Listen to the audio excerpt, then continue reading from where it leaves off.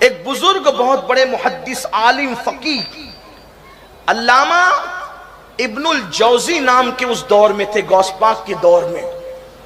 और ये ऐसे थे, बहुत लोगों पर नुक्ताचीनी करते थे। यानी कोई भी जो पढ़ते पढ़ाते लोग हैं, इल्म वाले, वो पता है कि इल्म हदीस में इन्होंने जो जिरा की है, इनकी जिरा से कोई बचा ही नहीं।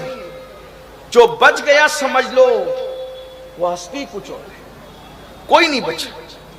आपने जो किताबें लिखी है, माज़अल्लाह में हमारे बुजुर्ग हैं, वो भी, मैं कोई ऐसी बुरे से नहीं कह रहा हूं, उसका कोई गलत मतलब मत निकालना। तो इनको सूफिया से इब्तिदाई दिनों में बड़ी चिढ़ थी, बड़ी नफरत थी सूफिया से। अल्लामा इब्नुल जौजी इतने बड़े आलिम हैं, आप इतना समझ लें कितनी किताबें उन्होंने लिखी है, उसका अंदाजा इस बात से लगाएं। जब वो किताबें लिखते थे तो उस वक्त लकड़ी का कलम था, तो जब कलम चलता नहीं था तो उसको छांट लेते थे छुरी से। तो छुरी से छांटने की जो कतरन निकलती थी, उन्होंने वसीयत की थी कि जब मेरा इंतकाल हो जाए तो इसी कलम की कतरन को जला करके मेरा पानी गर्म किया जाए। तो इतनी कतरन थी वो कि पानी गर्म हुआ, उसके बाद भी वो कतरन बच गई। जिसके कलम की इतनी कतरन होगी उसने किताबें कितनी लिखी होगी। उनकी किताबें कम अस कम 500 किताबें बताई जाती है। कितनी किताबें? 500 कम अस कम अल्लामा इब्नुल जौजी की। और उठाकर पढ़े आज भी, ज़म्मुल हवा, ऐसी ऐसी बातें लिखी है कि लोगों में बयान करो तो लोगों के रोंगटे खड़े हो। इब्नुल जौजी और भी बहुत सी उनकी किताबें हैं। तलबीस इबलीस, इबलीस पर उन्होंने जितना शानदार लिखा है किसी ने नहीं लिखा, इब्नुल जौजी। इसी तरीके से और भी बहुत सी किताबें हैं। पढ़ने से ताल्लुक रखती है, यानी पढ़ने के बाद पता चलता है आदमी किस क्वालिटी का है। अल्लामा इब्नुल जौजी बड़े मुहद्दिस हैं, लेकिन सूफिया को नहीं मानते थे वो। गौसे पाक का एक मुरीद था जो उनके पास पढ़ने आता था। गौस पाक का इल्मुल कुरान आपके सामने। जो लोग कहते हैं सूफिया जाहिल होते हैं, वही मैं कह रहा हूं कि उनका इल्मुल कुरान देखो। सूफिया क्या जाहिल होते हैं? इमाम अहमद रजा भी तो सूफी है, उनके मुर्शिद शाह आले रसूल भी तो सूफी हैं, उनके उस्ताद शाह अब्दुल अजीज भी तो सूफी है, उनके अब्बा शाह वलीउल्लाह भी तो सूफी है, उनके अब्बा शाह अब्दुल रहीम भी तो सूफी है। ये सब लोग तो सूफी है, बड़े बड़े मुहद्दिस। शेख अब्दुल्ला जिन्होंने इल्म हदीस हिंदुस्तान में आम किया, वो भी तो सूफी है। अल्लामा जलालुद्दीन सुयूती सूफी है। महबूब इलाही निजामुद्दीन औलिया, जिन्होंने बाबा फरीद से कुदूरी वगैरह पढ़ी है, बाबा फरीद भी सूफी, निजामुद्दीन औलिया भी सूफी, सब सूफिया लोग हैं। आजकल के जाहिल लोगों को देखकर उन लोगों को मत समझने की कोशिश करो। पढ़ो, पढ़ करके समझो किताबों में औलिया क्या है, कुरान और सुन्नत में पढ़ो। तो इब्नुल जौजी के पास गौस पाक का मुरीद पढ़ने आता है। ये थे मुहद्दिस। तो जब भी पढ़ाते थे तो कहते थे तेरा पीर तो ऐसा, ये सूफी लोग को कुछ नहीं आता, कुछ कुरान हदीस नहीं जानते, जबरदस्ती इस तरह की बातें करते, ऐसा करते वैसा करते। मीर अब्दुल वाहिद बिलगिरामी रहमतुल्लाह अलैह ने एक बात बहुत अच्छी लिखी। कहते हैं इंसान को जिस चीज का इल्म नहीं होता वो उसका दुश्मन होता है। जो चीज उसको मालूम नहीं है वो उसका दुश्मन ही रहेगा। हाँ, तो बस वो ऐसी बात थी। अब ये रोजाना रोजाना रोजाना, अब वहां गए तो किसी की गिबत ही नहीं, कोई मसला ही नहीं, किसी के खिलाफ कोई बात ही नहीं। और यहाँ आते तो रोजाना ये पिटारा खुलता है। भाई जाहिर सी बात है ना, फिर वो क्वालिटी अलग है। सरकार गौसियत माफ की। तो एक दिन मुरीद ने, जो इनका शागिर्द, हिम्मत करके बोल दिया, हजरत ये आप उनके बारे में इतना बोलते हो, कभी उन्होंने तो एक जुमला भी आपके बारे में नहीं कहा, कभी नहीं कहा। और गौस पाक के यहाँ खिताब जब होता था तो 70-70 हजार का मजमा होता था, और जितने इंसान होते थे उससे ज्यादा जिन्नात होते थे। किताबों में लिखा है एक बुजुर्ग ने जिन्नात का अमल किया तो जिन्नात को आने में देर हुई। कहा भाई देर से क्यों आए? मैंने तो अमल किया। कहा इस टाइम ना बुलाया करो, क्योंकि इस टाइम शेख अब्दुल कादिर का खिताब होता है और हम लोग वहां जाते। क्या तुम भी जाते हो? का इंसान से ज्यादा जिन्नात होते हैं। और गौसे आजम के खिताब में इंसान जिन्नात ही नहीं बल्कि रसूलुल्लाह खुद भी उनकी हौसला अफजाई के लिए तशरीफ लाते थे। लोग वहां ज़ियारत करते थे।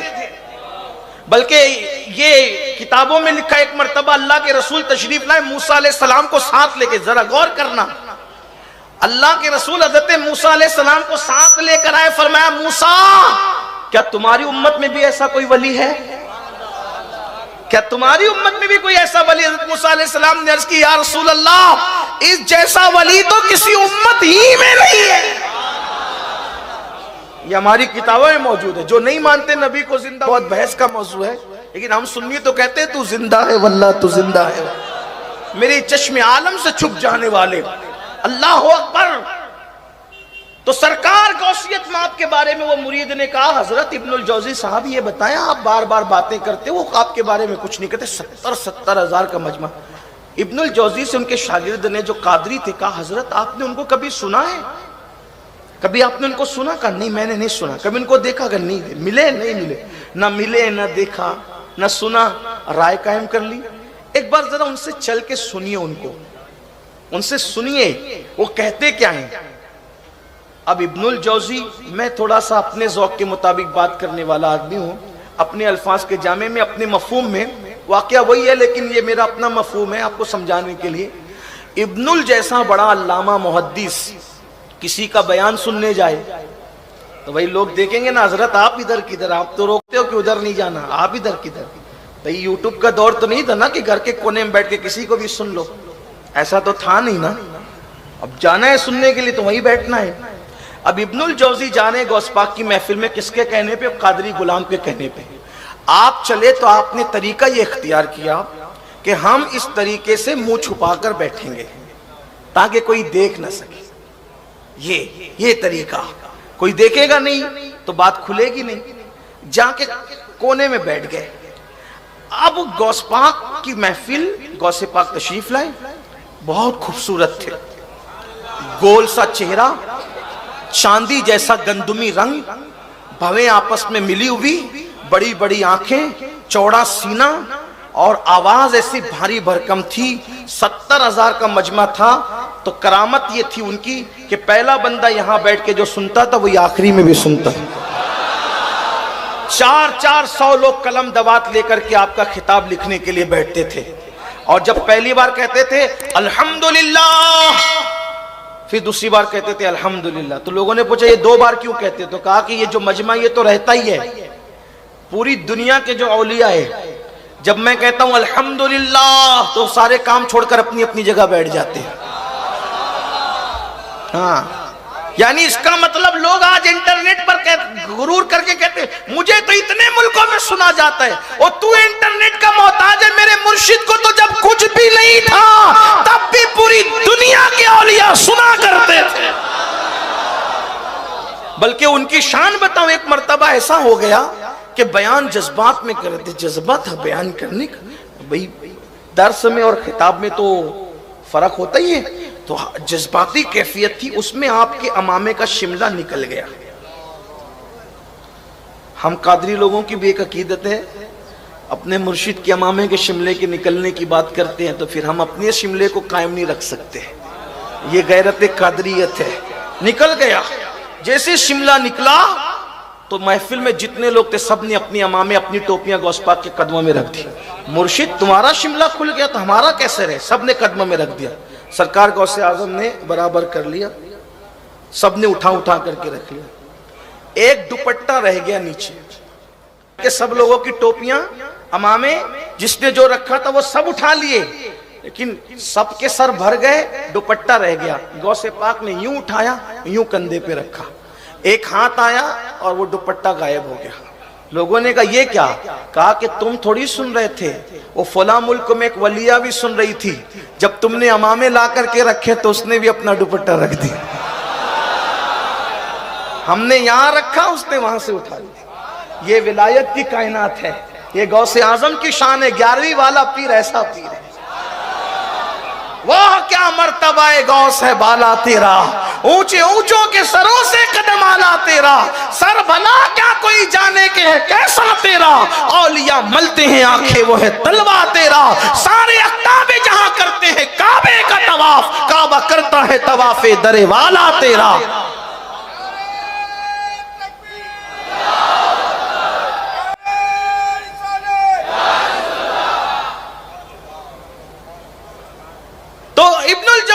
तरीका इख्तियार किया कि ऐसे बैठेंगे।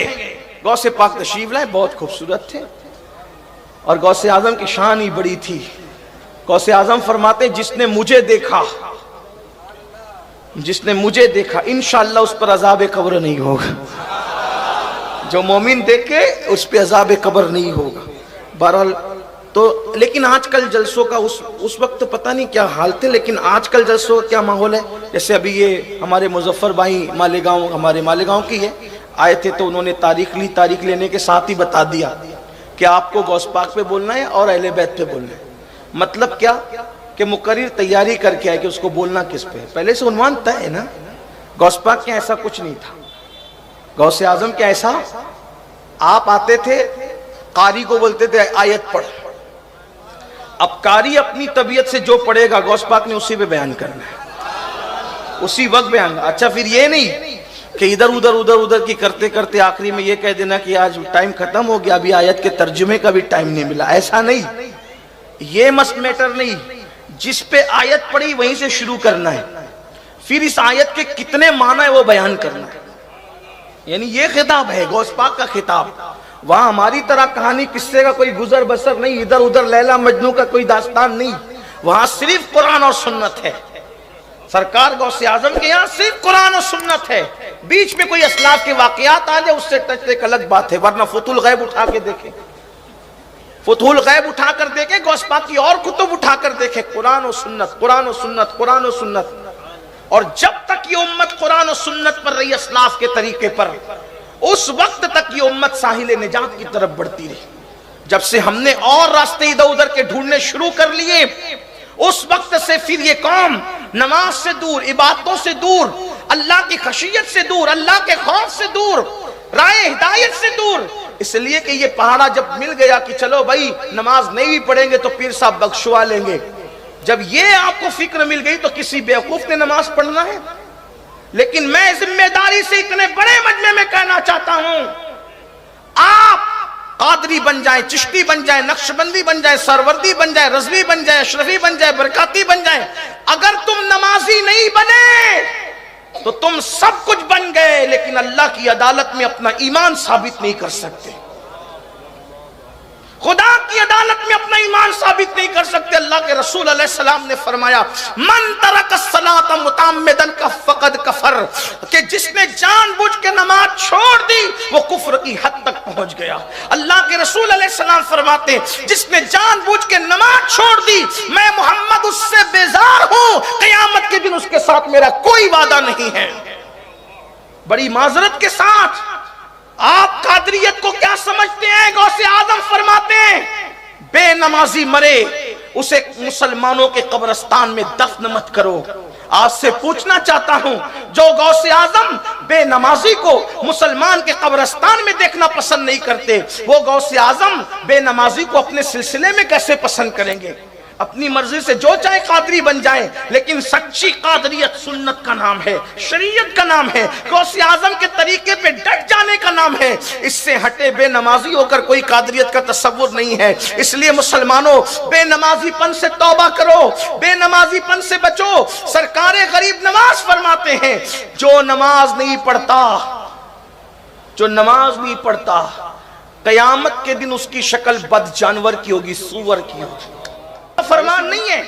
साहिब दुर्रतुन नासिहीन लिखते हैं, अल्लाह के रसूल की हदीस है, मेरे आका फरमाते हैं, जो नमाज नहीं पढ़ता जब वो अपनी कब्र से उठेगा तो काले खिंजीर की शक्ल में उठेगा, काले सूअर की शक्ल में उठेगा। चेहरे पे फुंसी आए तो लोग वलीमे में जाने की हिम्मत नहीं करते, जलसे जुलूस में जाने की हिम्मत नहीं करते, स्कूल कॉलेज बाजार जाने की हिम्मत नहीं करते, चेहरे की फुंसी लेके दोस्तों के दरमियान नहीं जाते। लेकिन जब नमाज छोड़ने की वजह से काले सूअर की तरह चेहरा होगा, वो काले सूअर का चेहरा लेकर अल्लाह की बारगाह में क्या मुंह दिखाएंगे? बड़ी सादगी से कहते हैं, मौलाना टाइम नहीं मिलता नमाज के लिए, मौलाना वक्त नहीं मिलता नमाज के लिए। जिस कौम को नमाज के लिए वक्त नहीं मिलता, उस कौम को फेसबुक के लिए वक्त कैसे मिलता है, व्हाट्सएप के लिए वक्त कैसे मिलता है, यूट्यूब की गंदगी के लिए वक्त कैसे मिलता है, गंदी फिल्मों के लिए वक्त कैसे मिलता है? हैरत है, जिस खुदा ने सारी नेमतें दी है उसके लिए कोई वक्त नहीं है। और वो गंदी फिल्में, वो गंदी पिक्चरें,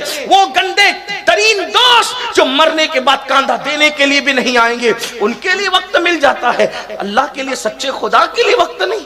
कहां है मुसलमान, कहां है मुसलमान? मुसलमानों अपने हाल पे रहम करो। अल्लाह बेनमाजीपन की वजह से जो अजाब देगा उसको बर्दाश्त करने की ताकत न तुम्हारे अंदर है न मेरे अंदर है। कोई पहाड़ भी अल्लाह के अजाब को बर्दाश्त नहीं कर सकता, इंसान का जिस्म कैसे बर्दाश्त कर सकेगा? तो अर्ज ये कर रहा था, बात दूर ना निकले। अल्लाह अकबर। मेरे आका गौसे आजम ने फरमाया कारी से तिलावत कर। कारी ने तिलावत की, गौसे आजम ने उसी आयत पर बयान शुरू किया। अब आयत का तर्जुमा पढ़ा, तर्जुमा करने के बाद उसकी एक तफसीर बयान की। तफसीर तो वो कादरी जो बैठा था इब्नुल जौजी के बारे में, उसने देखा, जो किसी को साथ में तकरीर के लिए लाता है, मुकर्रिर अच्छा पॉइंट बोलता है तो वो देखता है कि मैं लाया ना तुझे, देख कितनी अच्छी बात कर रहे हैं हमारे हजरत, ऐसे देखता है ना। तो कादरी ने वैसे देखा। अब इब्नुल जौजी थे, सर करना कोई आसान काम नहीं था। जैसे ही देखा इब्नुल जौजी ने कहा, मैं जानता हूं कोई नई बात नहीं कही यानी तेरे पीर ने, जानता हूं, मुझे मालूम है ये तफसीर। दूसरी पढ़ी, ये भी जानता हूं। तीसरी पढ़ी, ये भी जानता हूं। चौथी पढ़ी, ये भी जानता हूं। 7 तफसीर पढ़ी, सब पे सर हिला।